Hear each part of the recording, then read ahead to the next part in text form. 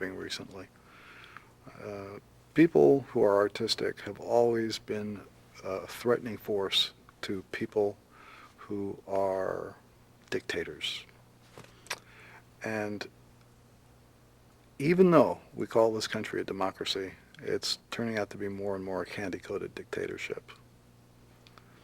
And so it seems fairly logical that the people who would like to convert this country into a candy-coated dictatorship would do everything they could to make it impossible for people who communicate through the arts to say anything that might resemble a message like the emperor isn't wearing any clothes. That's the thing that they're most afraid of. Anybody who will say anything that equates to the emperor's not wearing any clothes, for some reason that scares the piss out of them. And so they do everything they can to stamp it out. And we've seen a growing trend toward this since 1985 with the emergence of the PMRC to try and put a clamp on what is said in rock records. And now, lo and behold, the Motion Picture Association of America has finally woken up briefly to smell the coffee. They've just realized that in 46 of our states, there are over 300 different pieces of legislation designed to create regional or local censorship boards to control motion pictures. Suddenly, they realize that they go, ow, now. Because if all of these pieces of legislation succeed, they will no longer be able to release the blockbuster hit.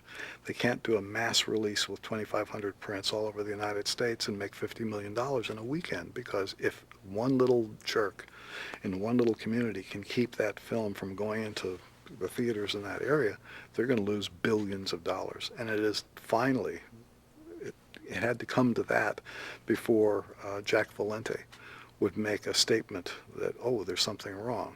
I mean, they didn't come out and make any statement that would help the recording artists when the struggle began with the rock musicians. But now they're feeling the pinch, and I wonder what's going to happen with them. In a democracy, are there any controls that are valid over artists? No. Why? Why does an artist need to be controlled in a democracy? In a democracy, everybody gets to say what's on their mind. Now, the problem with a democracy is, and I've been having just nightmares about democracy recently, because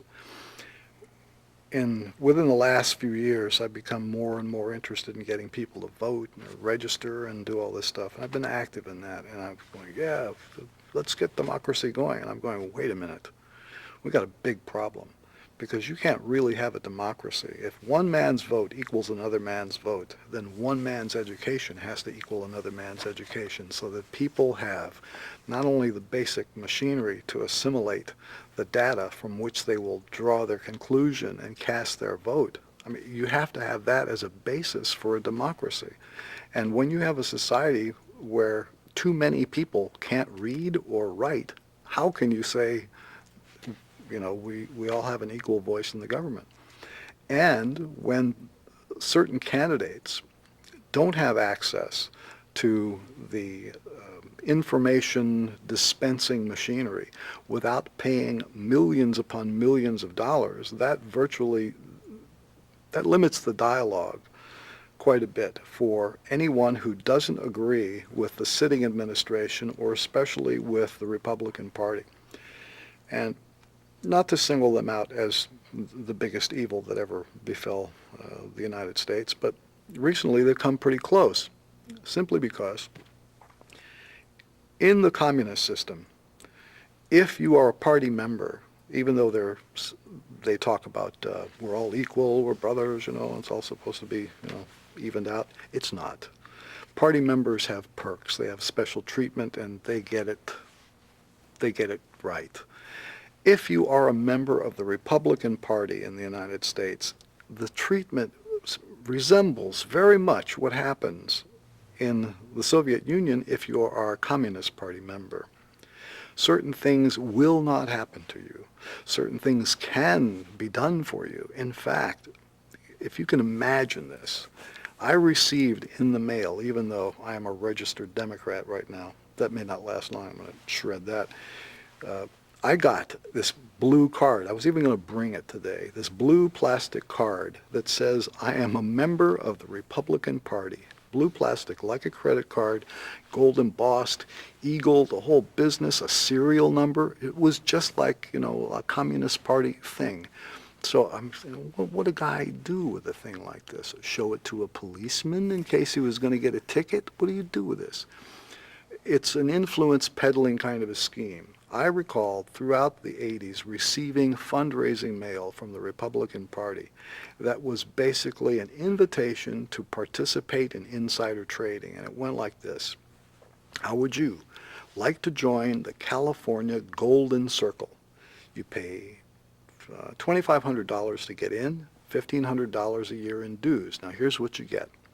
Advance notice of upcoming legislation, invitations to dinners and social events. Can't quote it exactly, but I'm getting pretty close to the letter.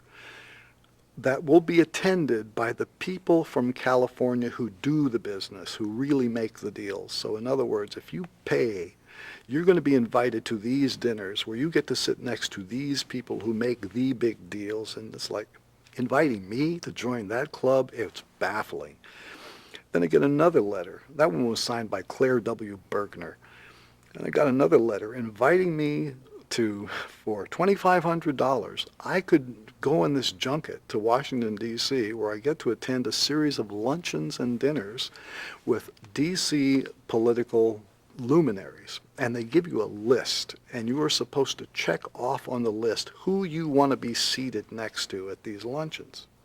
And then there's another box you had to check off that said, it's always possible that the president himself will come to one of these, so we need you to give us permission to run a security check on you and just authorize here.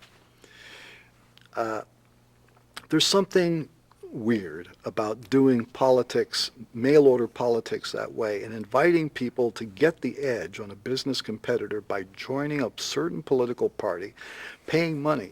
And to carry this to the most ridiculous extreme, at the point where George Bush takes office, I remember being on a plane in Europe and picking up the International Herald Tribune and seeing a front page article about the distress of career diplomats at being stepped over by all of these political appointees that Bush had put in as the main, consuls and whatever all over the world. But basically these were people who couldn't speak the local language, had no knowledge of diplomacy, but had given $300,000 or more to the campaign.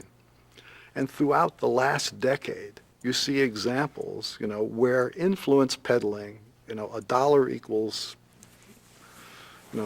so many points toward your career as a diplomat. What do you do with that? How can you have confidence in government anymore? And then you look at the media, and they just look the other way. Yes. Basically, the question or the trigger is simply this. To most of us, the surprise of our lifetime. None of us expected to see the wall come down and communism fade. Your feelings? I expected the wall to come down. I knew it was going to come down. I'd even given concrete proposals on how to bring it down with class, and had spoken to various people in different places that led me to believe it was going to come down. I knew it was coming down, and I watched it on television. I was delighted. Why do you think communism fell apart? Because let's look at our two countries. We both made the same mistake. We spent our national fortune on weapons. The Russians were smarter because they realized, whoa, listen, did we need to do that? Right now, you could go to the Soviet Union and make a deal to have a converted military factory to build consumer goods. They want to make that deal. The best labor in the Soviet Union is available to do that. They have hundreds of these plants that they're willing to convert. None in the U.S. So that's why I say they might be a little bit smarter. Okay, hold it. Okay. Okay.